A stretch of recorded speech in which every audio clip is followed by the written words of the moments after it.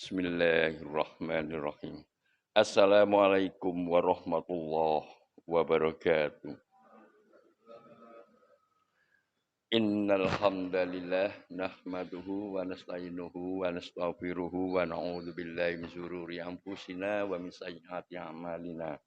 May yahdihillahu fala mudhillalah wa may yudlil fala hadiyalah.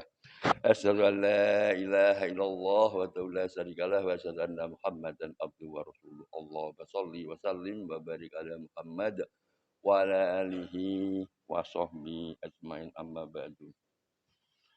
Jamaah salat subuh yang dirahmati Allah, tentu kita senantiasa berzikir kepada Allah, memuji Allah dan bersyukur kepada Allah segala nikmat yang telah kita terima, segalanya yang ada pada diri kita. Walaupun kita sudah berupaya untuk memaksimalkan mungkin antara memuji dan bersyukur, kalau dihitung masih belum juga bisa impas, tidak imbang antara yang kita terima dengan yang kita syukuri. Oleh karena itu kita jangan pernah merasa sudah paling banyak berzikir, paling banyak bersyukur. Justru kita harus senantiasa jauh dari apa yang diharapkan, sehingga itu akan memotivasi diri kita. Sehingga hal-hal yang akan menjadi penyakit hati itu semua bisa terhindar. Jamaah sholat subuh yang dirahmati Allah, seperti yang kami kemarin sampaikan bahwa sombong. Jadi kita ingat bahwa surga itu tidak ada orang sombong. Orang sombong itu tempatnya di neraka. Jadi kalau kita akan sombong di dunia, berarti kita tidak ingin di surga, berarti kita ingin di neraka. Jangan sampai di dalam hati kita ada perasaan sombong. Karena itulah kita harus menepis, jangan ada definisi sombong. Allah Subhanahu wa taala berfirman bahwa kenyataan nanti kalau di akhirat itu di surga tidak ada orang sombong, sebagaimana firman-Nya di dalam surat Al-Qasas ayat 83. Tilka darul akhiratu naj'aluha lilladzina la yuriduna ulwan fil ardi wala fasada wal akibatu lil muttaqin. Negeri akhirat itu kami jadikan bagi orang-orang yang tidak menyombongkan diri dan tidak berbuat kerusakan di bumi, dan kesudahan yang baik itu bagi orang-orang yang bertakwa. Jadi jelas sombong itu tempatnya di neraka. Karena itu mari kita jauhkan dari perasaan sombong. Yang kedua, balas sombong itu bisa di dunia langsung atau di akhirat. Yang sudah kita ceritakan tentang sahabat yang makan dengan tangan kiri, yang diingatkan mengatakan aku tidak bisa, sehingga benar-benar tidak bisa. Dan balasan di dunia atau balasan kelak di akhirat. Sebagaimana firman sabda Rasulullah Shallallahu Alaihi Wasallam, ala akhbirukum bi ahlin nar. Qalu bala. Qala kullu utuli jawadi mustakbir. Maukah kamu aku beritahu tentang penduduk neraka? Mereka semua adalah orang-orang keras lagi kasar, tamak lagi rakus, dan sombong. Itulah yang sudah dikabarkan oleh Rasulullah, salah satu di antara penduduk neraka kelak. Karena itu kita perlu mengenali tanda yang bisa membangkitkan kesombongan. Jadi kita mengenalinya tidak mengambil dari ahli psikologi, tapi kita langsung merujuk pada Al-Quran. Kenapa ada kesombongan? Kesombongan yang pertama kita ingat. Ya, kita ingat kesombongan yang pertama karena merasa dirinya paling luhur, paling mulia, sehingga bangkit kesombongan. Ini sudah dicontohkan oleh iblis. Ketika Allah bertanya, kenapa kamu tidak mau bersujud kepada Adam? Iblis merasa dirinya lebih bagus daripada Adam. Ana khairu itu, aku lebih bagus daripadanya. Sehingga dia tidak mau bersujud. Hati-hati kalau sudah demikian. Jadi yang sombong itu berarti mengambil sifatnya iblis, merasa dirinya paling baik. Ini Al-Quran sudah menggambarkan di dalam surat Al-A'raf ayat 12. Qala ma mana'aka alla tasjuda iz amartuk qala ana khairu minhu khalaqtani min nari wa khalaqtahu min tin. Allah berfirman, apakah yang menghalangimu untuk bersujud kepada Adam? Di waktu aku menyuruhmu, menjawab iblis, ana khairu minhu. Saya lebih baik daripadanya. Engkau ciptakan saya dari api, sedang dia engkau ciptakan dari tanah. Nah, kalimat ana khairu minhu itulah awal dari sebuah kesombongan. Jadi bisa dikatakan kalau orang itu merasa dirinya lebih mulia dari yang lain, membanggakan dirinya lebih tinggi dari yang lain, berarti karakter iblis sudah melekat di dalam dirinya. Hati-hati, segera beristighfar biar kita tidak dilekati dengan jiwa yang sombong. Kemudian karakter-karakter kedua yang memasuki jiwa seseorang menjadi sombong itu karena mereka merasa besar, merasa kuat, merasa kuasa. Ingat kita kaum Ad.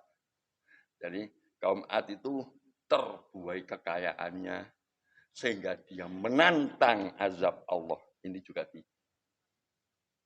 dalam Al-Quran disebutkan dalam surat Fussilat ayat 15.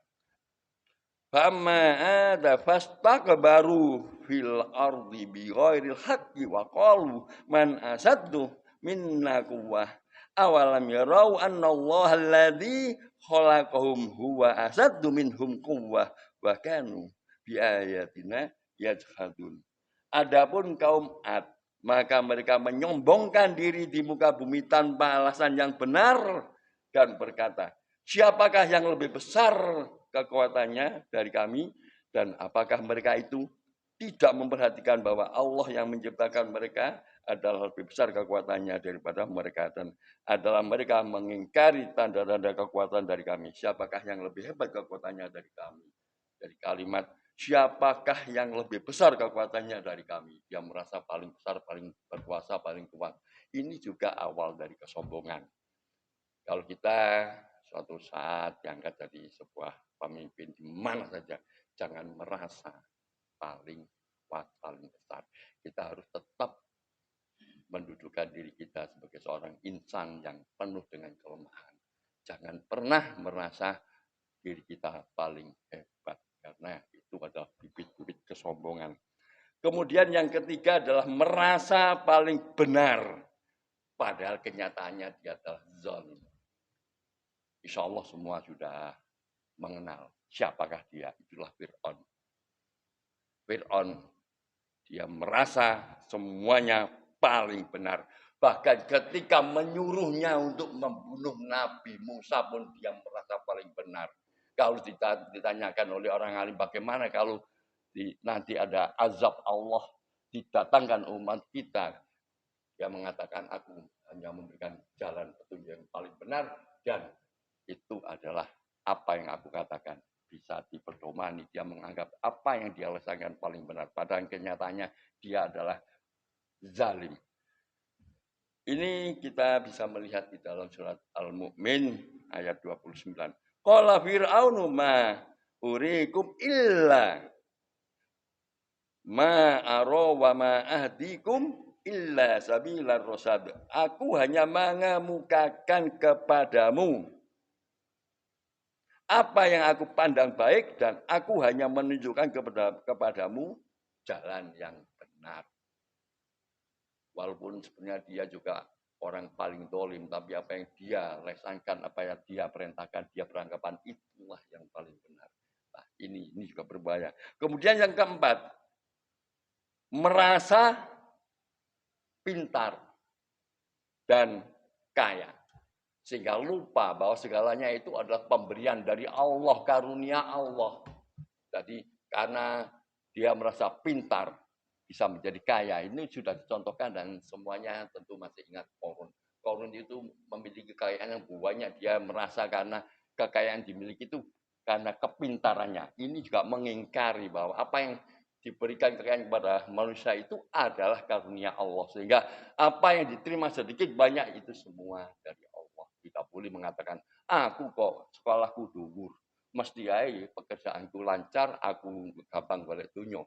Tidak.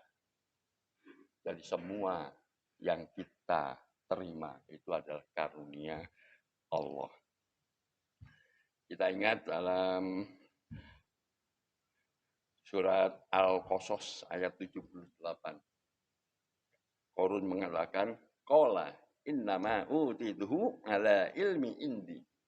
Sesungguhnya aku diberi harta itu semata-mata karena ilmu yang ada padaku. Jadi sombongannya karena dia merasa pintar sehingga kaya. Padahal kekayaan dan kepintaran itu tidak semata-mata jalan, tidak ada semata-mata ada korelasi. Banyak orang pintar, sekolahnya tinggi kalah juga dengan kekayaannya dengan hanya sekitar dari SMA atau SD semua itu karena Allah yang mengendaki. Manusia hanya berusaha tetapi pada nilai akhir sugih tidak rezeki banyak tidaknya itu Allah yang memberikan kekayaan. Jadi tidak boleh merasa karena pintar menjadi kaya. Dan yang terakhir adalah merasa hebat karena harta dan pengikutnya. Seperti diceritakan di dalam Al-Quran seorang pemilik kebun.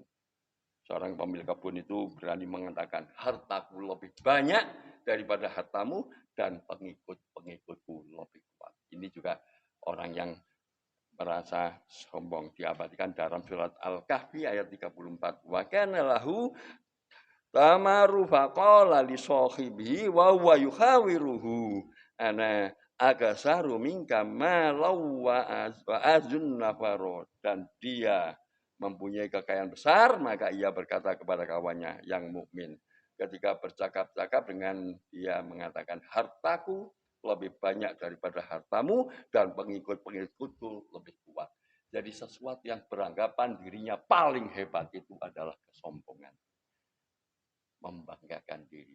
Kita telah mencapai sesuatu, sukses dalam sesuatu. Tingkatannya jangan pernah membanggakan diri karena kalimat membanggakan diri ada korelasi memuji dirinya sendiri dan sombong. Yang benar adalah alhamdulillah saya puas bisa mencapai pada titik ini. Semoga ke depan kita bisa lebih baik dari apa yang kita raih sekarang. Jangan pernah aku bangga sekarang aku jadi begini lah, ini kalimat sombong.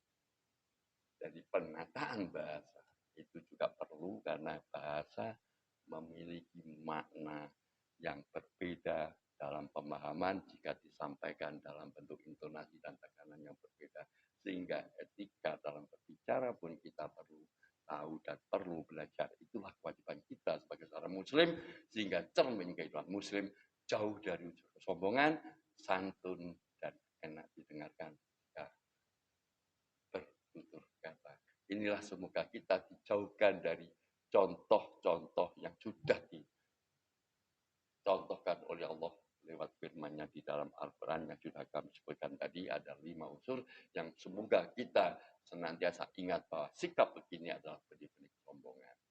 Yang insya Allah ada kesempatan lagi kita akan membahas tentang bagaimana kita menepis, mencegah agar hal ini tidak ada di dalam diri kita. Semoga ini bermanfaat dan mari kita akhiri dengan bacaan majlis kafaratul majlis. Subhanakallahumma wa bihamdika asyhadu an la ilaha illa anta astaghfiruka wa atubu ilaik. Assalamualaikum